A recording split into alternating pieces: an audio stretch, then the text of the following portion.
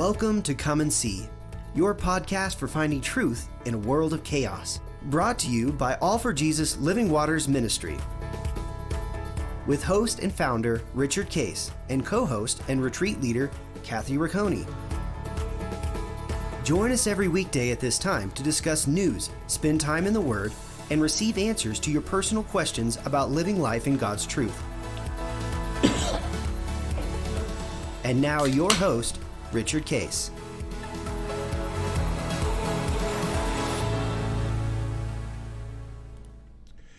Well, good morning, Kathy. Good morning. How are you doing this morning? So we're into the third week of May here.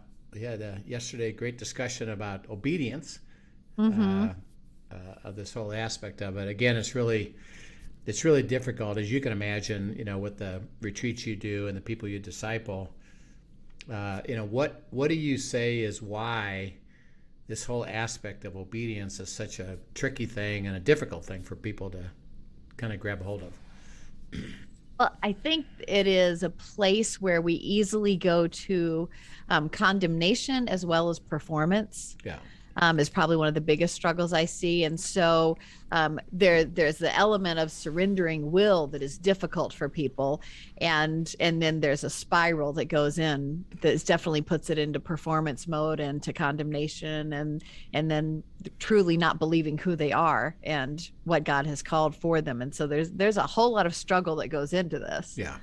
Yeah. And think about part of the truth. Remember, we're born as with a sinful nature, so we don't have a spiritual element to it. The remedy By the way, the only remedy for that is to be born again, right? To have the Spirit re-enter you and now offer you the opportunity to live the life of the covenant, through walking with Him.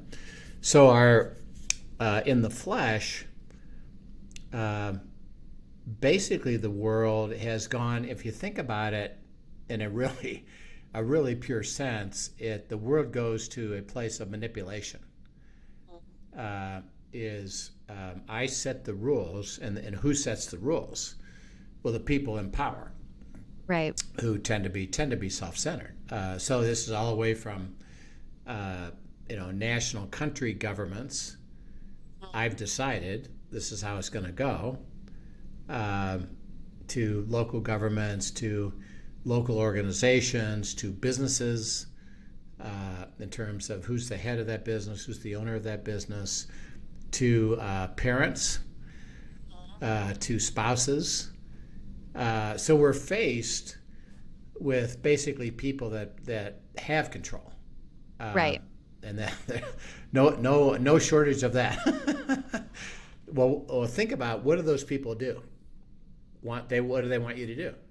They leverage that control and want to use it so that you do what you want them to do. Yeah. So it's be obedient. You be obedient to my rules. If you do, what happens? Then it goes well. Well, it'll at least be that you won't have as much trouble if you don't. Right. So that, and if you don't do what I want, I'm going to come against you. Make things difficult for you. And this could be, law. I don't know if you've read this. We'll talk about this on End Times Friday. But China, which has been, because of the way they thought and operated, the church has pretty well flourished underneath the radar, right? Because they had these global kind of gross parameters, like, for example, and I think this is how clever, beautiful, and God can deliver covenant anyway. China said, if you get bigger than 150, because they were getting bigger, I'm talking about 500, 1,000. You could imagine. With the billion plus people, it's not difficult to gather a couple thousand people who began to realize, this is cool. Well, they thought, that's a threat. because we don't want anything that could, in their mind, take control over us or have a challenge to our control. So they said, if a church gets bigger than 150, you're going to register, we're going to watch you and probably shut you down and throw the pastor in jail. So you can't get bigger than 150. Well, okay. So, okay. Now, this is one of those things, again, that we look at God's heart is, and we Americans would really fight. We're going to fight against that and pray that changes. Right. Well, the Chinese said, well, that ain't going to change. But it doesn't matter. Right. Why don't we just stay small? And when they started getting to 50 to 75, they split. So they stayed way under the radar. So it exploded. And meeting in houses and kind of underground churches. And small groups, which is, by the way, where transformation takes place. In their inner circles, we're helping each other discover God's will, and God was doing supernatural work. So it exploded. And we're talking, I don't know, like 50 million, 100 million people are gathering below 150 at a time. Wow. It's remarkable. It was remarkable. Well, the Chinese, they're getting more and more controlling. So they recently have come out and said, you can't write Jesus on anything you do. And if you do, we're going to put you in jail. Really? Yeah. I had not heard this. Yeah, this. it just came out. And somebody sent that to me, and I said, maybe coming to a theater near you. The world's headed that way, to hate, because they define believers who are just speaking love and Jesus as being attributed to hate speech. And that's what they're trying to do. So the rule is now you can't do that. Well, what are they doing? Is that I want to control you to be obedient to my stuff, even when it's off. And we do that with, government. We do that with political things. We do that with business things.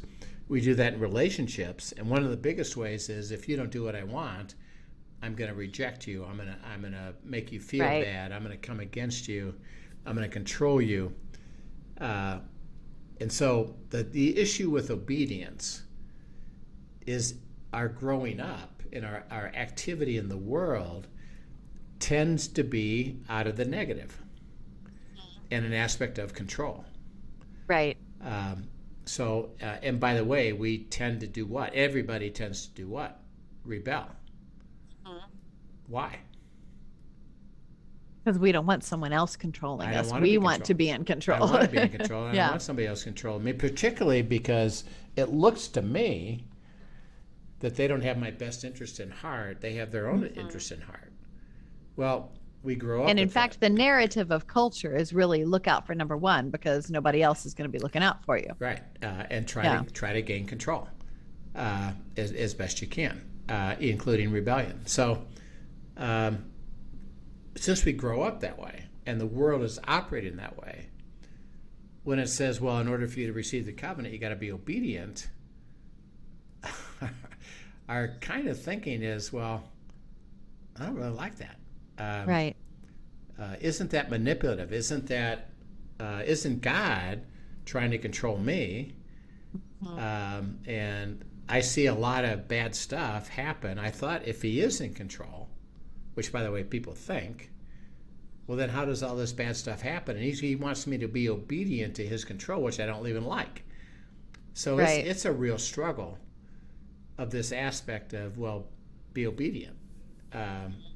And what you and I have learned is it's not controlling us. It's actually leading us to freedom and joy, because of his heart. His heart is, let me give to you the covenant life that I promise you, but I do require you to be with me. And again, simple, because I'm God and you're not. I know more than you, and I can deliver this, and it's a matter of the will. Do you have a heart to follow me or not? By the way, I'll let you not. Hopefully someday you wake up. So we're going to look at this section in Scripture, Deuteronomy 11, a little bit lengthy. I'll have you go through some, and then I'll stop. We'll talk about it a little bit. Okay. This is a story. Remember, Deuteronomy is being written to basically the children and the offspring of all the ones that said we're not going to the promised land. So this is the next group that now has a chance to go in. Yeah, they said we're not going, and they wandered around for 40 years. In Hebrews 3:15-19, we can read God was angry with them. And remember, the anger isn't out of, I'm trying to control you, you're not willing to be controlled. It's you're preventing me. Yeah, I had so much more for you. From delivering you the covenant, the beautiful, blessed life, the promised land, the land of promises, that I can't give it to you because you're not willing to go with me across. So I can't give it to you. So that generation all died outside of God's will. Right. And then we talked last time about how critical this is that God will let us not follow him. And it's not forcing his will on us. It's by invitation to let me deliver to you the covenant. Okay, so this next generation, Deuteronomy, the book of Deuteronomy, is really written to this generation. And they're going to wind up with Joshua, do you have a heart to go? And they all said, yes. We'll go wherever you send us, and we'll do whatever you tell us to do. We're there. We want to go with you to the promised land. We believe it. And interesting enough, they never got to experience the Red Sea miracle. They never got to experience, what happened. They did experience provision, manna. They did experience a cloud by day and a fire by night. They did experience that. But think about it, they'd never been in Egypt, and they'd never been to the promised land. Where have they been? Wandering around the desert. In the wilderness, yeah. And it's not pleasant. But they said, okay, we're willing to go. All right, so this is instruction to that generation who's about ready to go across the Jordan to the land of promises, because they said they're willing to go. And God says, well, great, I can deliver it to you. So let's see what he says. Deuteronomy 11, starting in verse 13. And it shall be that if you earnestly obey my commandments, which I command you today, to love the Lord your God and serve him with all your heart and with all your soul, then I will give you rain for your land in its season, the early rain and the latter rain, that you may gather in your grain, your new wine, and your oil. And I will send grass in your fields for your livestock, that you may eat and be filled. Take heed to yourselves, lest your heart be deceived, and you turn aside and serve other gods and worship them. Lest the Lord's anger be aroused against you, and he shut up the heavens so that there be no rain, and the land yield no produce, and you perish quickly from the good land which the Lord is giving you. Okay, let's stop right there a second. Okay. If then, if what? If you earnestly obey my commandments, which I command you. Yeah, he says, if you earnestly obey my commandments. Now, he defines it. This is really cool. He said, let me really define it for you. And simplify, really. Yeah, it's that if you do what? He defines love the Lord your God. Well, just love me and serve me. Wholeheartedly. Now, remember, serving is following. It's I'm going with you. Serving is becoming a servant. What does a servant do to the master? Whatever the master asks him to do. I surrender my will to your will, and I am going to, out of what? Out of love, affection, for what? Well, what is the then part of it is what I'm going to give you. So he said obedience is a heart thing. Love me. I want to be with you, and I'd like you to enjoy me, and I want to enjoy you, like any love relationship. I mean, think about it again, how beautiful this is. You're married to Dan, you love Dan, Dan loves you. Well, what do? Spend time together. Right, absolutely. Okay, why? How come? Because we enjoy time together. Well, you actually enjoy it. Yeah. It's a love, it's a connectivity, it's special that, and you love your children, and we love each other as brothers and sisters, but your love for Dan is even more intense, is even more special, because you're in that relationship where you have chosen to do life together. Right. Even your kids, they want to be around you, but they don't do life with you. They're off doing their stuff. Right. We get to be together, we get to enjoy each other, but you're doing life with your spouse, right, who you're in love with. And God which says, is that perfect picture of covenant, by the way. I yeah. mean, that's why it's a covenant relationship. That's right. It represents that relationship that we have with God. That's right. And God says that your intimate relationship with your spouse, that you actually express love and have become a servant to each other by serving me. My relationship is way, way more intense than that. I love you with a greater thing. And there's one thing that God can do that Dan can't do, that you can't do. You can't make circumstances change on your own because you don't have the power to. Right. God says, I do. So my love toward you is even greater because I can deliver things that they can't. And he says, if you love me and serve me, which is obedience, then I will. He says, I'll do what? How about if I make your business, and remember this is agricultural, so your business is having flocks that thrive, right, that having produce that thrives, harvest that thrives, all of that. Yeah, I'm going to make all that work because I'm going to bring rain and grow it, and you'll thrive with it, and I'll deliver it to you all the time, and you can be blessed with what the bounty, that the life that I'm going to give you, so that, I mean, if you have plenty of flocks and you got plenty of produce, how do you feel? You feel very blessed. How come? What is it? What does it do for you? It meets out a lot of your needs. For one thing, it's provision. Yeah, it's provision to the level that you're not concerned if. Well, what about if we have a period with no rain? Don't worry. Right. You're blessed. What about if some of my cows get? It's okay. You have that sense of settledness, of safety, of God's going to get me through the stuff of the world, because He says I'm gonna give you life to the level that you're just at peace. You're not worried about tomorrow. Tomorrow's going to be trouble, but you're not worried about it. Why? Because I'm giving you provision. I'm taking care of you and your needs and resolving things. So he said, I'm doing that.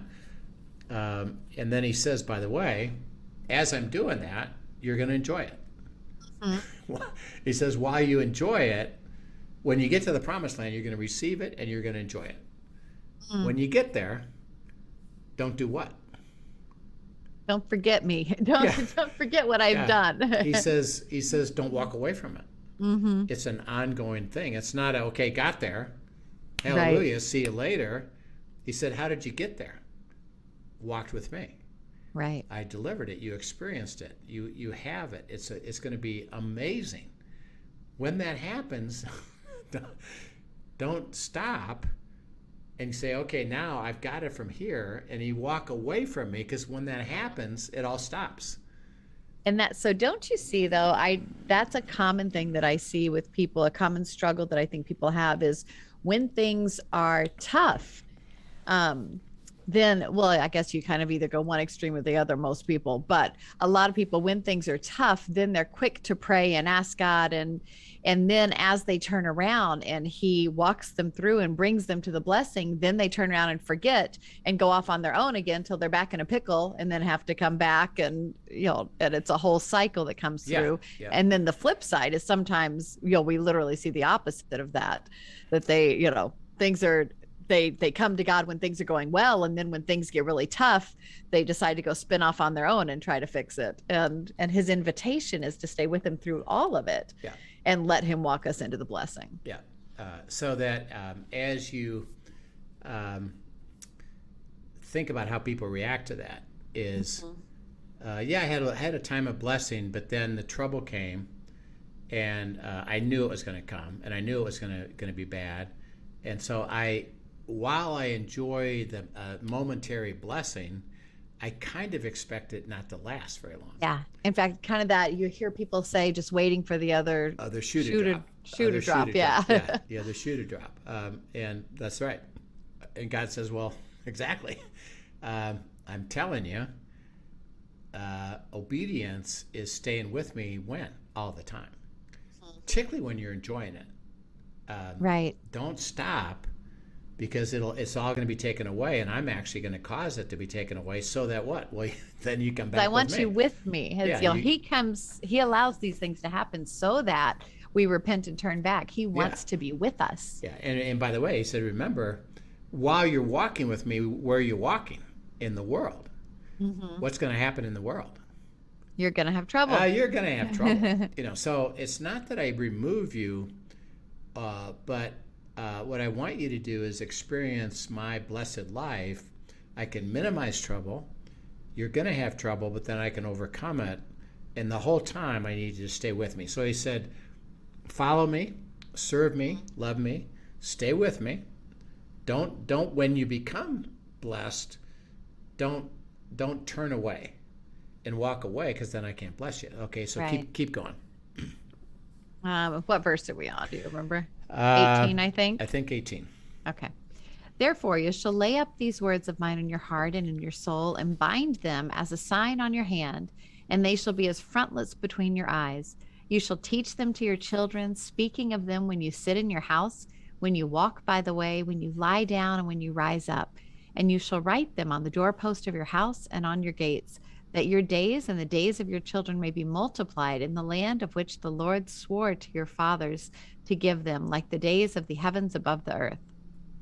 For if you carefully keep all these commandments which I command you to do, to love the Lord your God, to walk in all his ways, and to hold fast to him, then the Lord will drive out all these nations from before you, and you will dispossess greater and mightier nations than yourselves. Every place in which the sole of your foot treads shall be yours, from the wilderness in Lebanon, from the river Euphrates, even to the western sea shall be your territory. No man shall be able to stand against you. The Lord your God will put the dread of you and the fear of you upon the land where you tread, just as he has said to you. Behold, I set before you today a blessing and a curse. The blessing, if you obey the commandments of the Lord your God, which I command you today, and the curse, if you do not obey the commandments of the Lord your God, but turn aside from the way which I command you today, to go after other gods which you have not known. Now it shall be, when the Lord your God has brought you into the land which you go to possess, that you shall put the blessing on Mount Gerizim and the curse on Mount Ebal. Are they not on the other side of the Jordan, toward the setting sun, in the land of the Canaanites, who dwell in the plain opposite Gilgal, beside the terebinth trees of Moreh? For you will cross over the Jordan and go in to possess the land which the Lord your God is giving you, and you will possess it and dwell in it, and you shall be careful to observe all the statutes and judgments which I set before you today. Yep. So he says that, again, remember that it's walk into it and possess it. Okay, the word possess means what? To own. You own it. It's yours. Occupy it. Take it on. Don't talk about it. Don't say, well, it's potential. Isn't that nice? There's some theological truth to that. There's some religious truth to that. I guess maybe it might happen. He says, actually, as I'm delivering to you covenant, promise, you need to go possess it.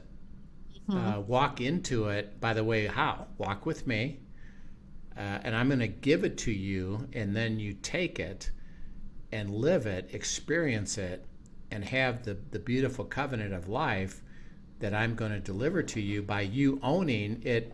How? For you. So it's not hypothetical. It's got to be real, which is the question, see, is that when we think of covenant, and again, this is the way I approached it, and I found out it's real. If this is so, well, then it has to be real in the life that I hold. Right. It can't be hypothetical. If it's always hypothetical, or it's some religious thing, or it's for eternity, yeah, okay, good, that's nice. But what about here? As if I'm walking with you, he says, well, you have to own it. You have to possess it. I have to deliver it to you. You have to take it and receive it and live it. That's how you know it's real. He said, and you got to follow me into that place. I'll give it to you. You take it and own it. He said, now, there's a real interesting trick, not a trick, but a truth about the obedience. He says, you'll be able to know you're obedient if you're teaching it to others. What? My word. What I'm speaking to you, you relate that to others, who then I'm going to call to do what? You possess it. Right. And for them to then give it away as well. Yeah. And while, by the way, on what? On their unique path. Mm-hmm. And your role is to, if you can teach it, by definition, what does that mean? If you're truly teaching it, what does that mean? And you must be experiencing it. Well, then you have to be experiencing it, because talking about it, and what I call just, in a sense, pure preaching about it, really leaves everything kind of empty. Right. Because people observe and say, and by the way, everybody says this, even if they don't verbalize it, is that true for you? If it's not true for you, and you're telling me to process it that way, but it's not true for you, what is my response to that? I don't really care what you have to say if it's not. Why bother? Because yeah.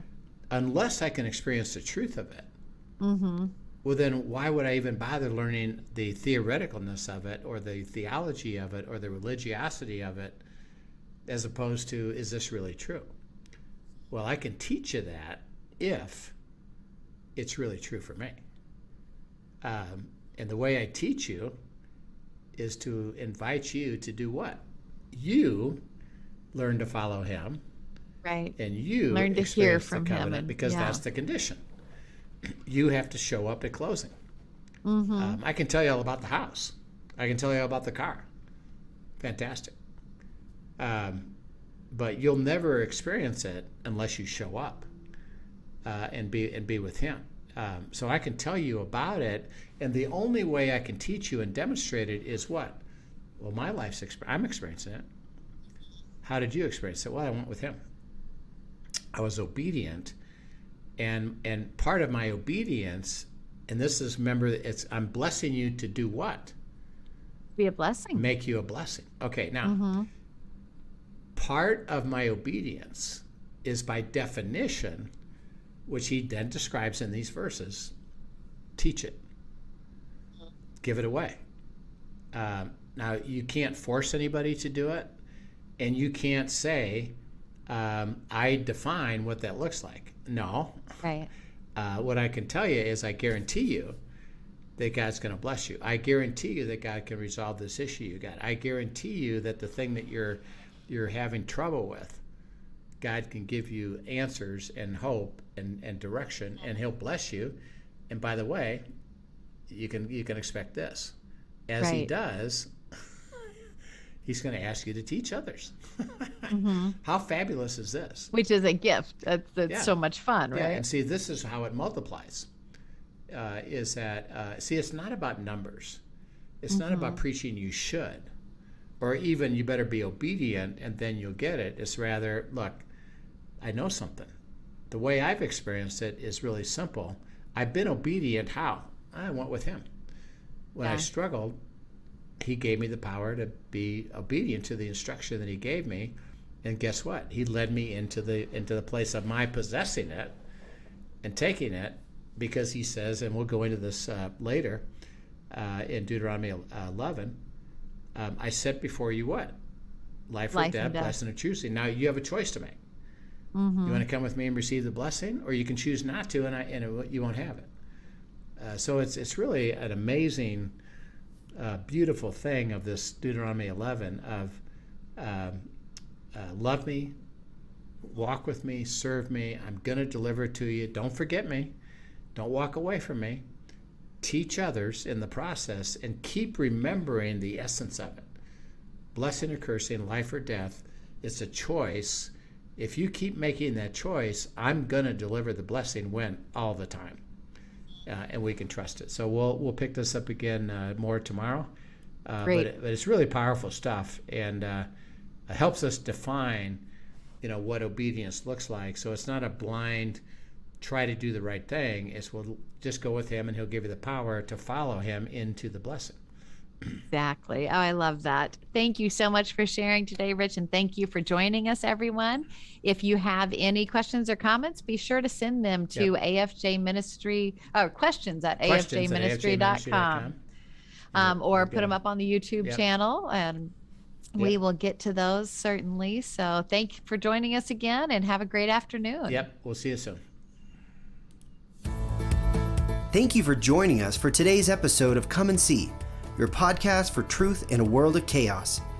Brought to you by All for Jesus Living Waters Ministry. Send us your questions and comments, and tune in tomorrow for more answers to your personal questions about living life in God's truth. Remember, God's will is best and none better. His truth brings peace in this world of chaos.